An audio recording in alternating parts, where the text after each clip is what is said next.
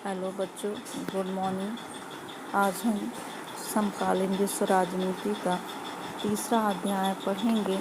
इस अध्याय का नाम है समकालीन विश्व राजनीति में संयुक्त राज्य अमेरिका का प्रभुत्व।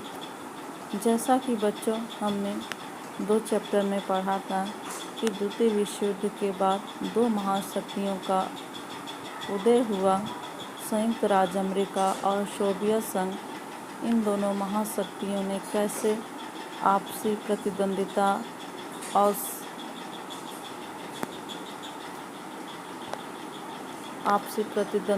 और शक्ति की होड़ में एक दूसरे से उलझी रहीं और एक दूसरे से आगे बढ़ने की होड़ में लगी रहीं।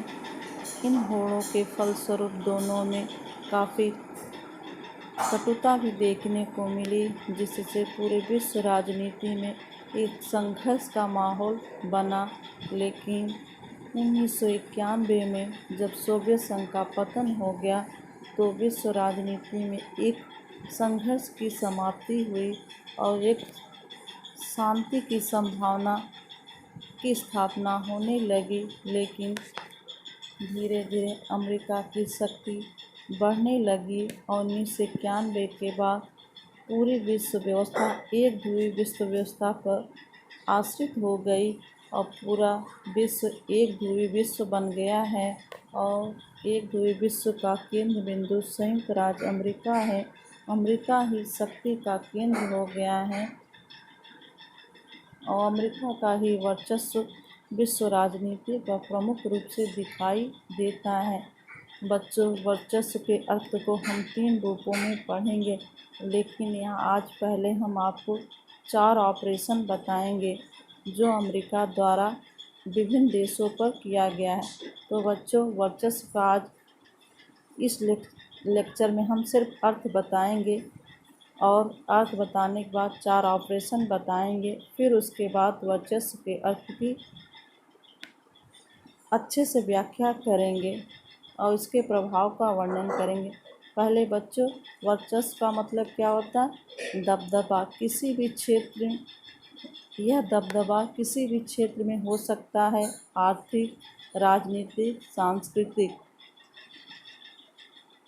जब कोई ताकतवर देश अपने आर्थिक, राजनीतिक, सांस्कृतिक दम के अनुसार किसी पर दबाव बनाने का प्रयास करे तो वर्चस्व कहलाता। अर्थात जब हम अपने आर्थिक, राजनीतिक, सांस्कृतिक दम या शक्ति के अनुसार किसी भी राष्ट्र या राष्ट्रों के संघ पर अपना दबदबा या प्रभाव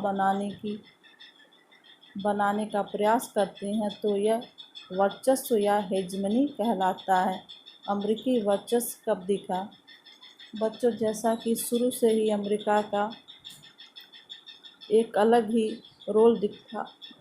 अमेरिका का एक अलग ही रोल विश्व राजनीति में दिखाई पड़ता है। शुरू में द्वितीय विश्व युद्ध के पहले तो अमेरिका विश्व राजनीति से पूरी तरीके से तटस्थ था, लेकिन द्वितीय विश्व युद्ध के बाद अमेरिका का विश्व राजनीति में उदय होता है। अमेरिका अपनी शक्ति का पराक्रम दिखाता है। अमेरिका की शक्ति का सबसे पहला प्रमाण 1945 में जापान के नागासाकी और हिरोशिमा पर गिराए गए परमाणु बम से दिखाई देता है। कैसे अमेरिका एक महाशक्ति के रूप में उभरता है जिसके पास इतना भयंकर विनाशक परमाणु बम है। इस हमले से अमेरिका पहली बार विश्व राजनीति में एक शक्ति का केंद्र बिंदु बनकर उभरता है। दूसरी घटना सोवियत संघ के विघटन के बाद खुलकर दिखा। 1991 में जब सोवियत संघ का विघटन हो गया तब अमेरिका ने पूरे विश्व में पूंजीवादी अर्थव्यवस्था को बढ़ावा दिया और इस अर्थव्यवस्था की आड़ में अपनी शक्ति के वर्चस्व को कायम किया।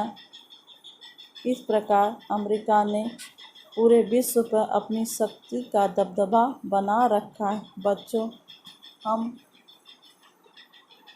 सबसे पहले प्रथम खाड़ी युद्ध के बारे में पढ़ेंगे। बच्चों, खाड़ी युद्ध के बारे में हमने शीत युद्ध के घटनाक्रम में भी चर्चा की थी। 1990 की बात करें बच्चों, 1990 में इराक ने कुवैत पर हमला करके उस पर अधिकार कर लिया। अनेक देशों के समझाने पर कि इराक कुवैत पर कब्जा हटा लो, कुवैत को आज़ाद कर दो। इराक लेकिन नहीं समझा और संयुक्त राष्ट्र संघ ने भी उसे समझाया कि कुवैत को आज़ाद कर दो, कुवैत को मुक्त कर दो, लेकिन इराक नहीं माना। सबके समझाने पर जब इराक ने नहीं माना, तब संयुक्त राष्ट्र संघ ने उसके ऊपर बल प्रयोग करने की यूएनओ से अनुमति मांगी। यूएनओ ने उसे अनुमति दे दी।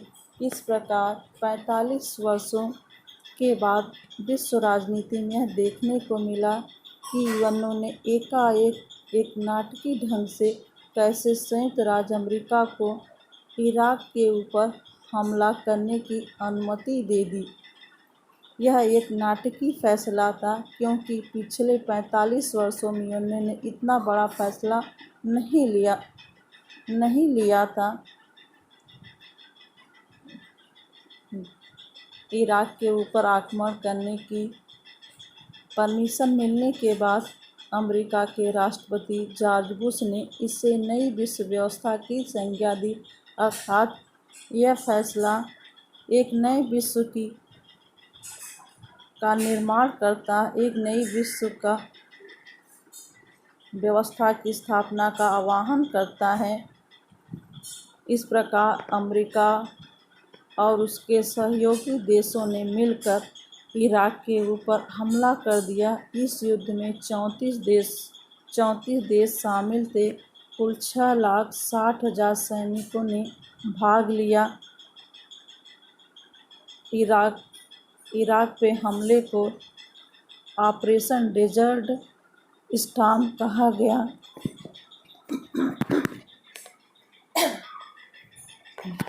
इराक पर हमले को ऑपरेशन डेजर्ट स्टॉर्म कहा गया। इस ऑपरेशन के तहत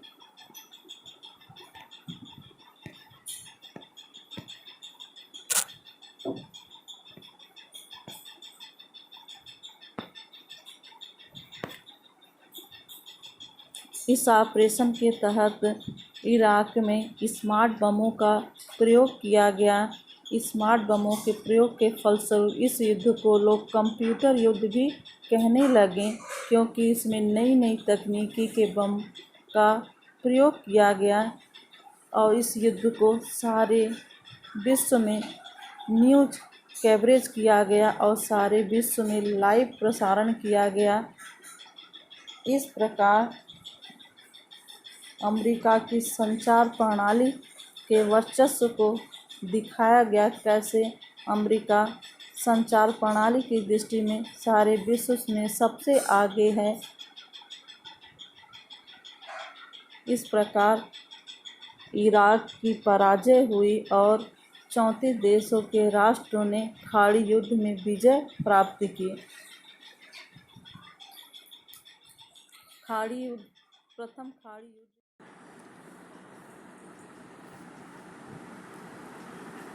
प्रथम खाड़ी युद्ध जो चूँकि 1992 में हुए थे,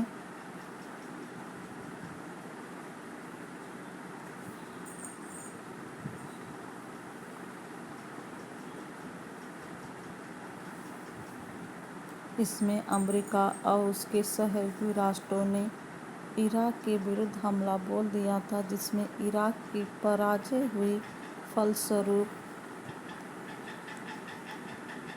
संयुक्त राष्ट्र संघ के खेमे की विजय हुई। इस प्रकार यह युद्ध मुख्यतः अमेरिका का युद्ध था, लेकिन उसने संयुक्त राष्ट्र संघ के माध्यम से युद्ध लड़ा था और उसके सहयोगी राष्ट्रों के साथ मिलकर इस युद्ध में भाग लिया था। लेकिन यह युद्ध मुख्यतः अमेरिका का ही युद्ध था। इस युद्ध से अमेरिका का ही वर्चस्व सिद्ध होता है, क्योंकि इस युद्ध में 6,60,000 सैनिकों ने भाग लिया था, जिसमें 75% सेना अमेरिका की ही थी, जबकि 25% सेना अन्य राष्ट्रों की थी। इस प्रकार सैन्य कुशलता की दृष्टि से अमेरिका की सेना ज़्यादा कुशल दिखाई पड़ी और सैन्य दृष्टि से अमेरिका अन्य राष्ट्रों से काफ़ी आगे निकल चुका था और सैन्य बल की दृष्टि से भी उसका वर्चस्व सिद्ध हो गया।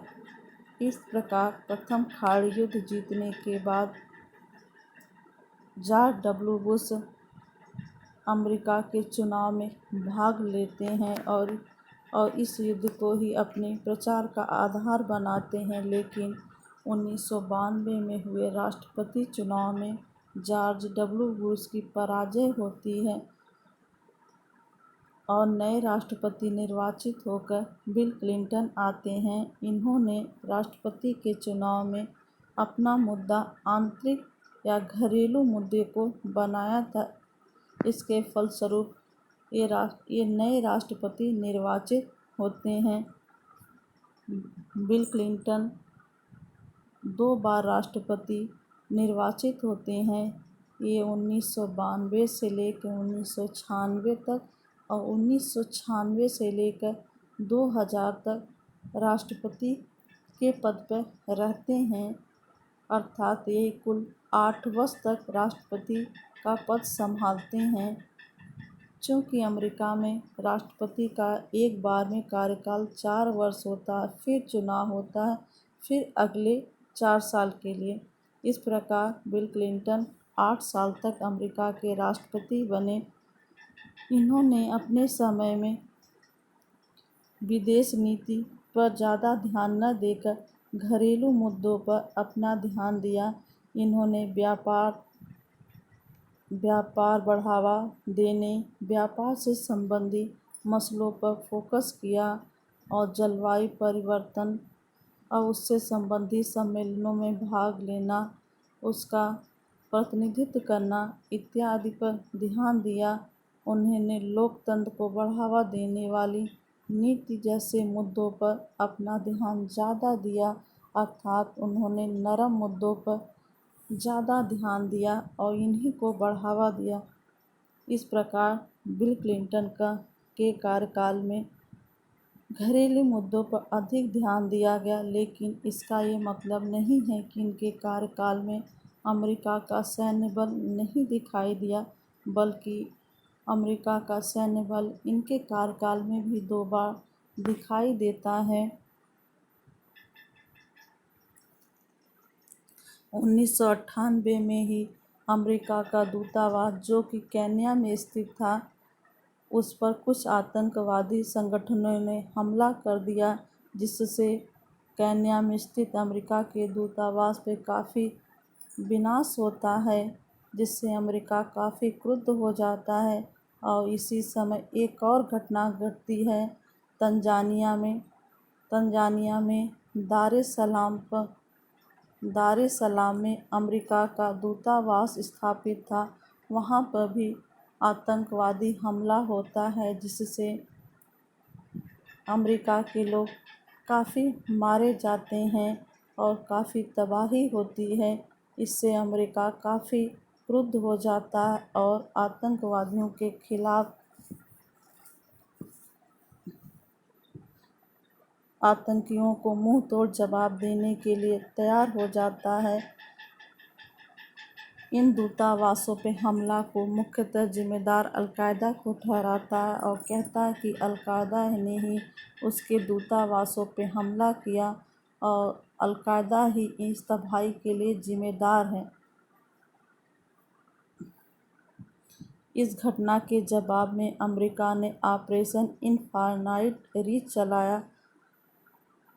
बच्चों, आपको इस अध्याय में 4 ऑपरेशन पढ़ना है। बच्चों, पहला ऑपरेशन आप लोग ऑपरेशन डेजर्ट स्टॉर्म पढ़ा और उसके बाद अब ऑपरेशन इनफाइनाइट रीच।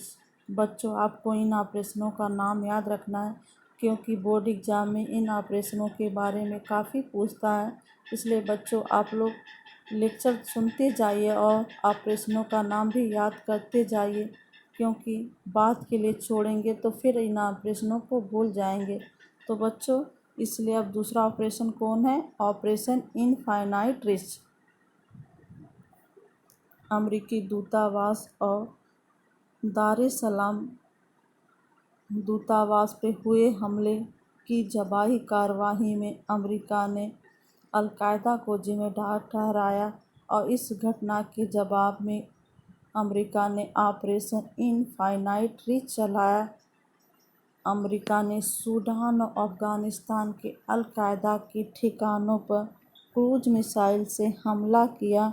अमेरिका ने संयुक्त राष्ट्र संघ से भी आज्ञा नहीं ली, अर्थात इस हमले को करने से पहले अमेरिका ने संयुक्त राष्ट्र संघ से, जो कि एक विश्वव्यापी संगठन था, यूएनओ का उद्देश्य था पूरे विश्व में शांति की स्थापना करना और युद्ध की स्थिति को समाप्त करना।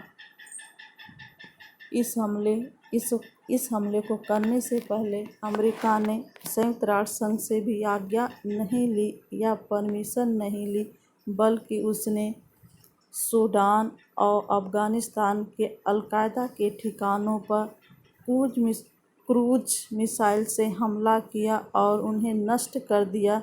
लेकिन इसके साथ ही अनेक निर्दोष नागरिक मारे गए। फलस्वरूप इस ऑपरेशन के फलस्वरूप अमेरिका पर यह आरोप लगा कि अमेरिका ने इन आतंकवादियों को नष्ट करने के चक्कर में अनेक निर्दोष नागरिकों को मार गिराया और उनको नुकसान पहुंचाया है। लेकिन अमेरिका ने इसकी परवाह न की और उसने ढूंढ के अल-कायदा के ठिकानों पर हमला किया। 1998 की घटना के बाद बच्चों 2001 में एक और घटना होती है जिससे अमेरिका के वर्चस्वता को सिद्ध करता है।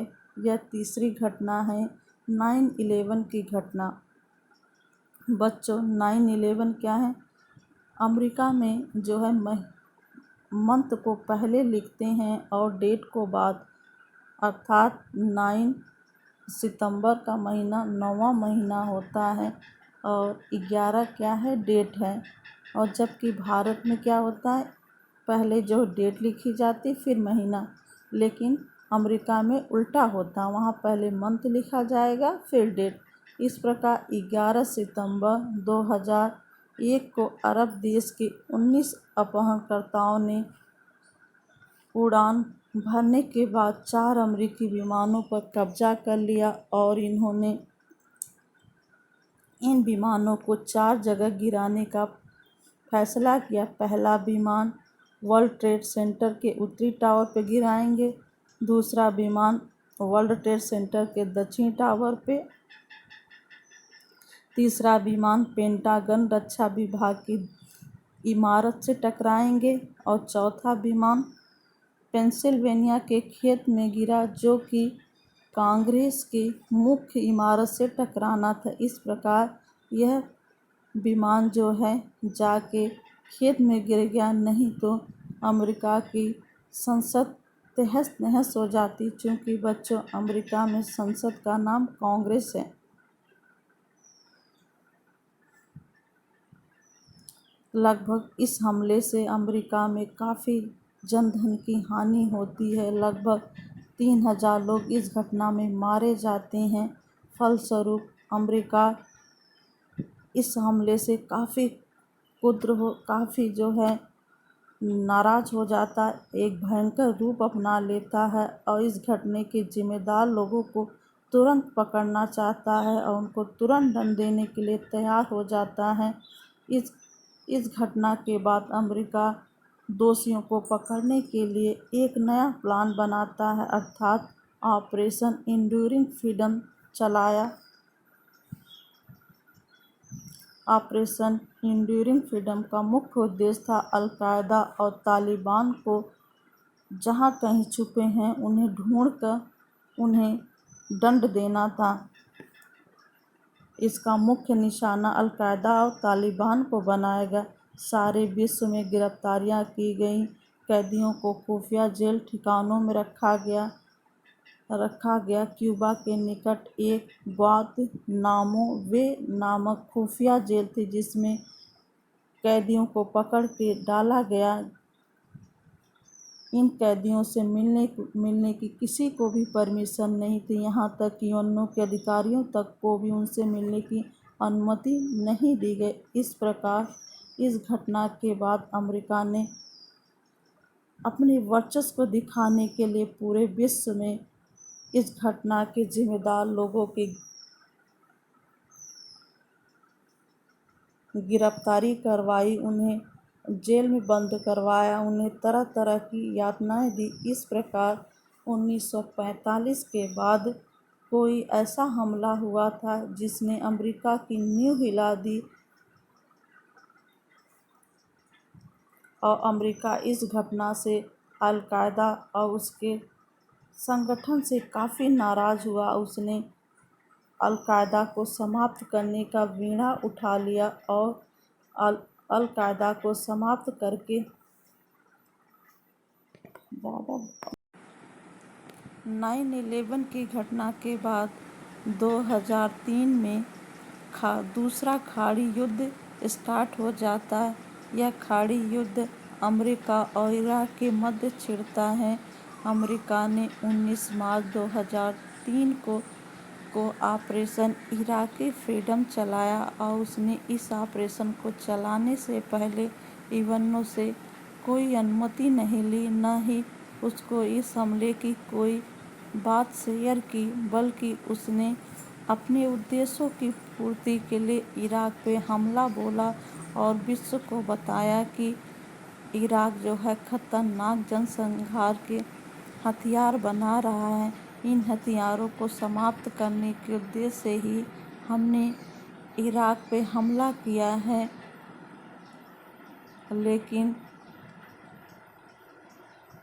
लेकिन इराक में ऐसे कोई हथियार नहीं मिले जिनसे मानवता का या जनसंहार होता हो।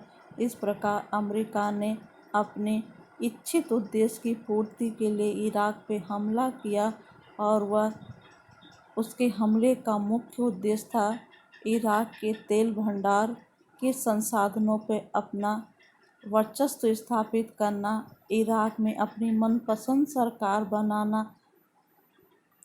इराक हमले से अमेरिका तो विजित हुआ, लेकिन इस हमले से अमेरिका की कई कमजोरियां नज़र आई। ताकत में भले अमेरिका इराकियों से आगे था, लेकिन वह अपने कब्जे वाली जगह पर कानून व्यवस्था स्थापित नहीं कर पाया और न ही वह जनता के विरोध को कम कर सका जो लगातार बढ़ता ही जा रहा था, और न ही वह राजनीतिक व्यवस्था बनाने में सफल रहा। इस प्रकार द्वितीय खाड़ी युद्ध में भले अमेरिका की विजय हुई हो, लेकिन अमेरिका को इस युद्ध से काफ़ी जो है आलोचना झेलनी पड़ी। इस प्रकार बच्चों, हमने अमेरिका के वर्चस्व को जानने के लिए 4 घटनाएं पढ़ी हैं। बच्चों, आप इसे अच्छे से पढ़िए और समझिए, फिर हम अमेरिका के वर्चस्व को समझाएंगे। धन्यवाद।